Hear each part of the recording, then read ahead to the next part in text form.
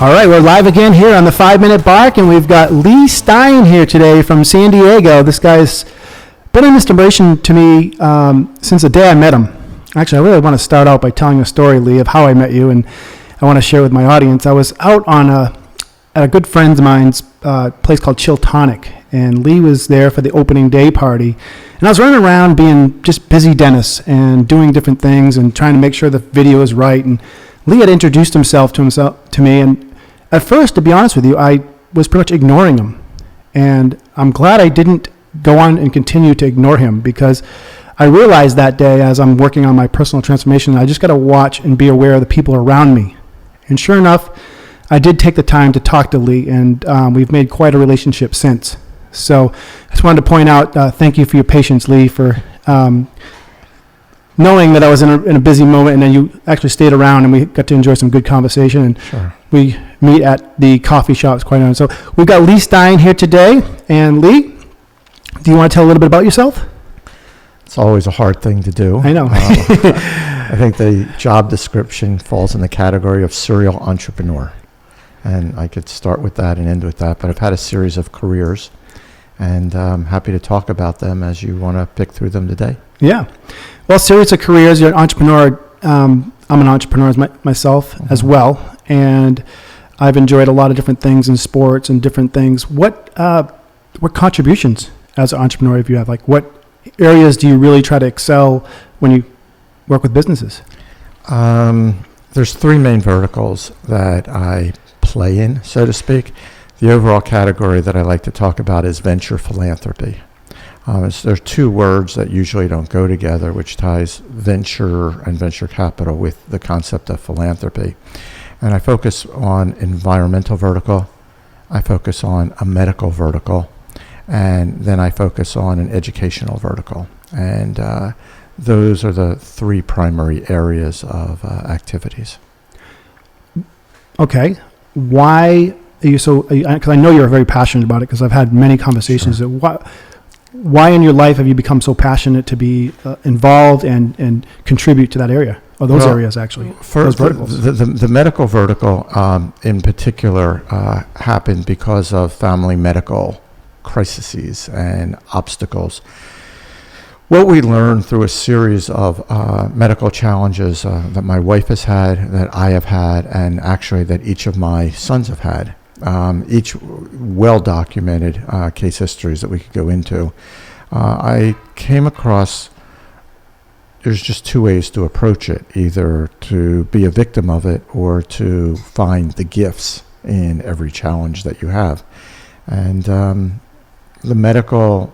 these challenges keep coming as a family, and why, I don't know, but we found many gifts in some very difficult. Do you want to elaborate on the gifts? Well, the first place that we hit a medical challenge was about 38 years ago. I'm now married 39 years. A year into my marriage, my wife was diagnosed with a disease called ankylosing spondylitis, which is a degenerative autoimmune disease.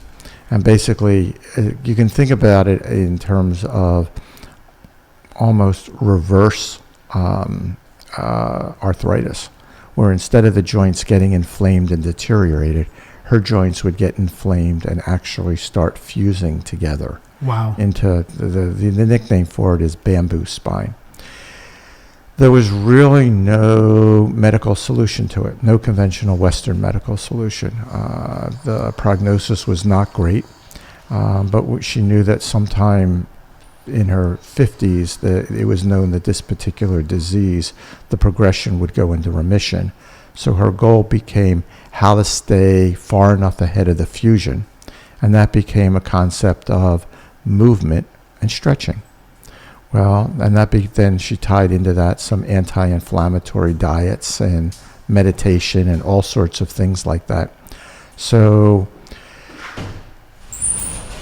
the overall concept became traveling the world, finding indigenous healers from around the world in order to start finding lifestyle remedies well before that happened. My particular case, and her case is very well documented, but today she is as healthy and limber as more so than almost anyone her age. And it was because of lifestyle changes to deal with a autoimmune disease. And it was been going on for 38 years, as I said. Mine happened in 1991 when I was diagnosed with an inoperable cerebral aneurysm. Actually, the post-communicating artery, which is about 2 inches this way and 2 inches that way, actually bled. And when the surgery was being mapped out, the doctors had a problem finding the aneurysm. They could see it clearly on MRI, but they could not see it with the more invasive angiogram, where they put dye. They wove a catheter from my thigh up to my brain, and they put dye into my brain to image exactly where to go in and do the surgery, and they couldn't find it. And that was a result of a clot that had happened. As you can see, by all appearances, I'm doing well. Right. And the tools that I was put to use most effectively during that was a lot of meditation tools that I had learned in taking this journey with my wife on her journey. That about 20 years later, my youngest son had a sports injury, and as a result of his MRI, he was diagnosed with a cavernous angioma, cavernoma at T4, where they had to basically remove vertebrae T4, T5, T6 and do an 1.5-inch cut inside of his spinal cord. There's a TED Med talk that I did on his particular circumstance, which was quite remarkable. And on his journey, he reached the point at 11 months where he was in some fairly serious pain. The neurosurgeons told him he should expect that that's where he would be for life. And he just didn't accept that. It took him years of figuring out how to deal with pain. I wonder where he gets that from. And it was quite humbling to watch him with perseverance learn how to navigate both his body and his head, because dealing with chronic pain, where back pain is, I think 80% of the population has some level of back pain. It's a $30 billion industry. So obviously we're not, as a society, we're not doing something right. Right. So he had his journey, and his older brother was recently diagnosed with Lyme disease. And as a result of that, doctors put him on a very a course of fairly strong antibiotics. The good news is it appears that the Lyme disease, we were able to deal with that through a series of remedies, not just the antibiotics, but a variety of other modalities. But it so wiped out the microbiome, the gut bacteria, that we had actually started a study to sequence all of the bacteria in his gut, or in all of his biomes, and that's done every single Monday with full genetic sequencing. The science of microbiome may be the most interesting thing we have found. And you've shared some of that with me before, and maybe we'll go into that a little bit, but I wanted to kind of just admire you for a moment here, because you've dealt with 4 different situations with your family. But even before that, you've, engaged in business and been completely successful in all areas. Where does it come from? What trigger in life? Like, what's that moment in life that you can kind of think of that said, you know what, I'm going to persevere in anything I do? I mean, some people just give up after 2 times or 3 times. I mean, you said nonstop. You said successful in all areas. That's probably an overstatement. Or it's well, of course, we all have our ups and downs, but yeah. You have had success in many areas. It's just not in all areas. You're just being humble. Thank you. And I like that. Okay. I don't know that there's any one moment to answer that question. Okay. That there's like no trigger, like now I'm going to do it. It's I believe, my personal belief system is that there's only one thing that we can control as human beings, and that is our reaction to our circumstances. Whether it's the thought of our reaction to our circumstances, there's not much more that I can control, but other than learning how to control, and some would say my head, but it's really how do you control your reaction to the circumstances around you. It defines your character. It defines your motivation. It defines everything.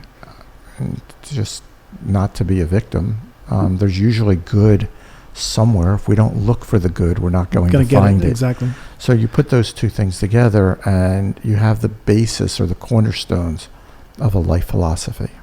I've been trying to use this new key term lately. You know how Nike came out with Just Do It, and I've been just using Just Did It, and that's really the big difference. Is like you said, it's the reaction and the action, rather than just sitting there and pondering on it or looking backwards and just really being stalemate to where you. I mean, we're all going to look at a situation, but it's just the action, the reaction, and actually physically doing it is maybe that's just all of it. There, it's like you just take the action and.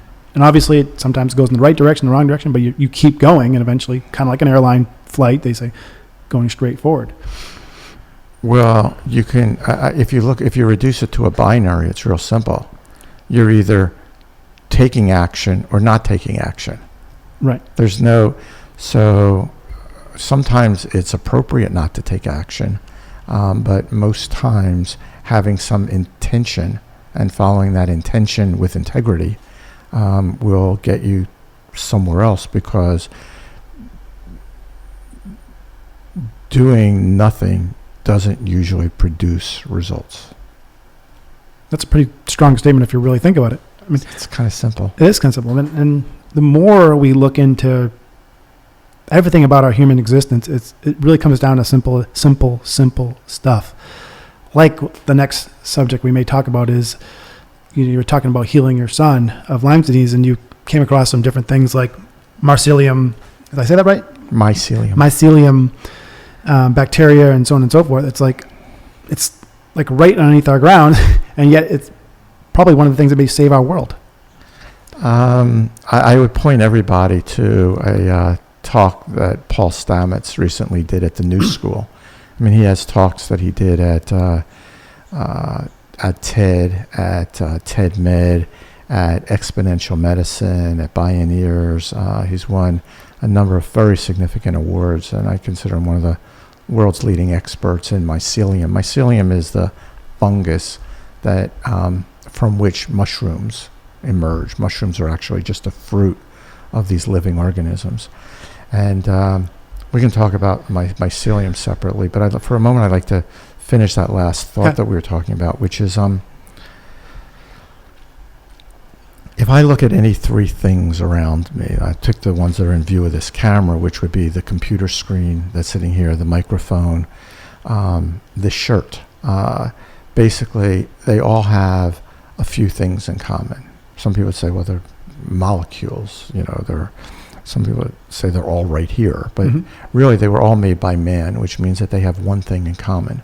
And the one thing that they all have in common, and you can pick any three things in anybody's given visual field at any moment. The one thing they all have in common is they were all created by man. And if they were all created by man, they all started off as a thought. So basically what we do is we manifest things. We basically cause things to come into reality. That seems to be the human experience. Now, I can create adrenaline, I can create dopamine, I can create serotonin, all with my thoughts. I can create microphones. So that if we start to look at this human journey or this human experience as the experience of the art form of manifesting, we are each manifesting our own reality at any given moment.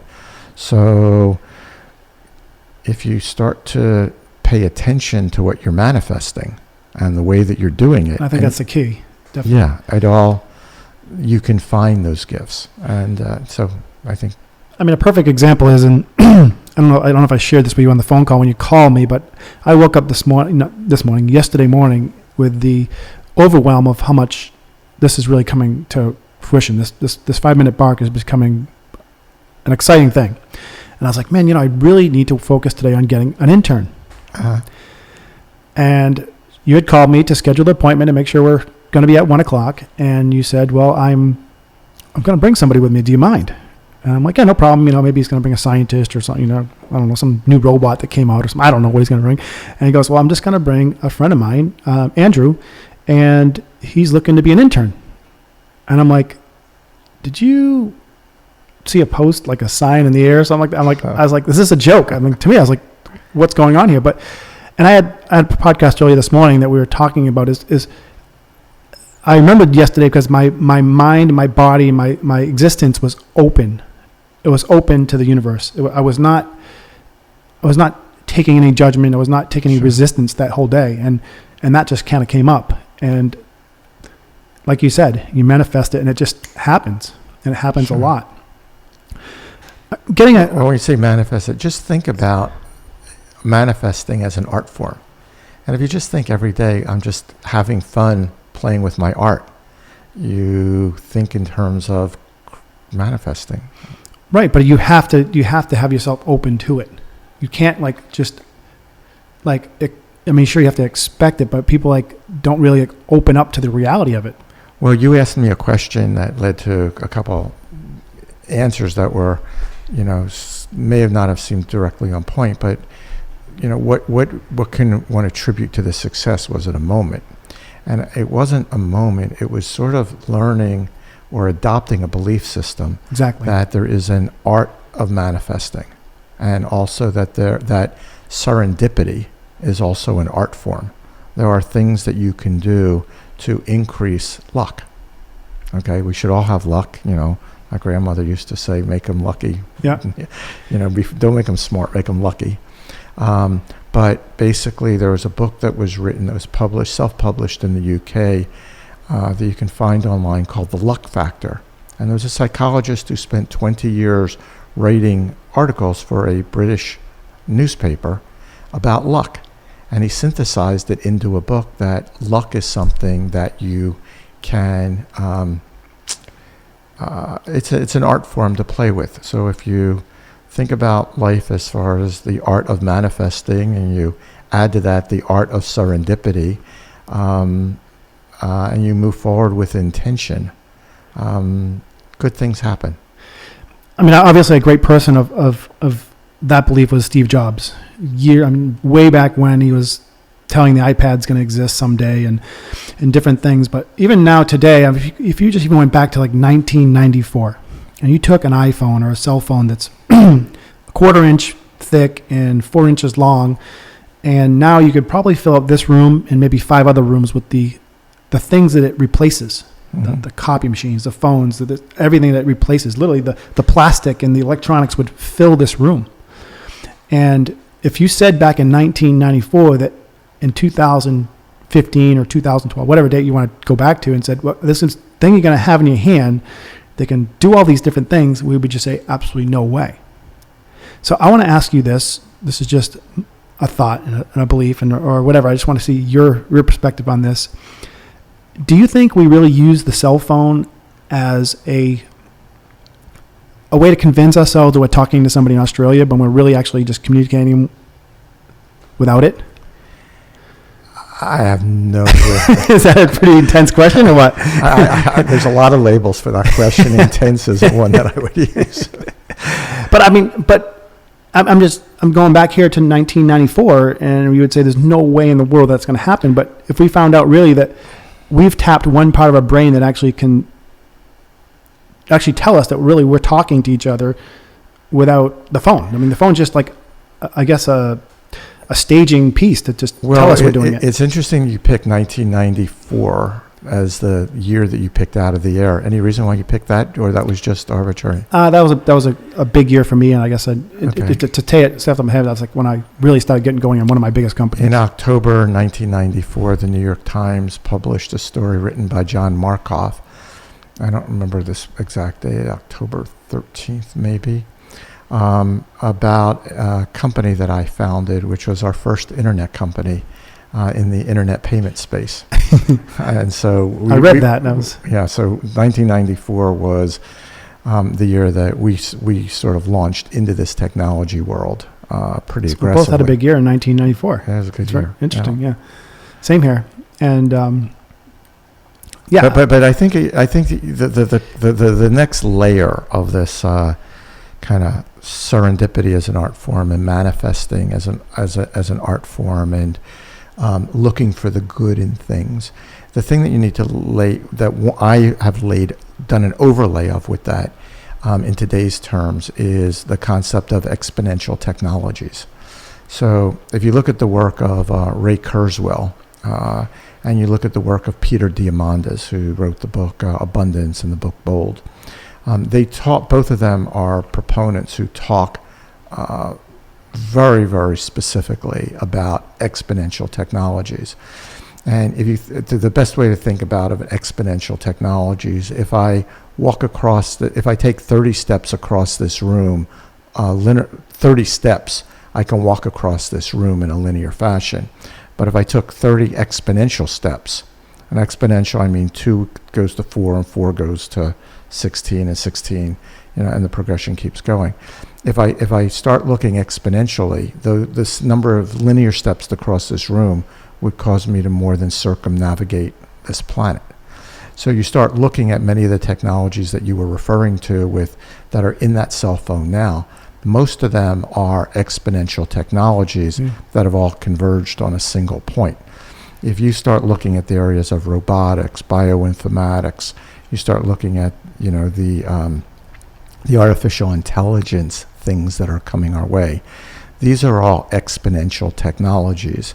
So the answer to your question is we as humans don't have the ability to think as exponentially with the exponential magnitude of what really comes before us. And the answer is we are living in exponential times. We are living in an exponential world. And the changes that are coming before us now are astronomical. Yeah, that's a good word. Yeah, just really, really, almost on a weekly, monthly basis.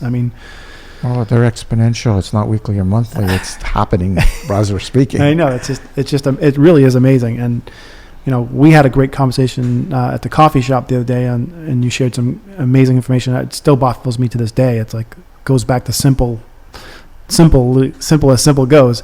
But I know you're short on time, and we're at the 20-minute mark is what we promised we would do. Sure. So maybe we can get another time where you come in and talk more, or you do want to keep going? It's up to you. Let's talk about microbiome a little bit, because most of the stuff we've talked about is... so we're getting extra time.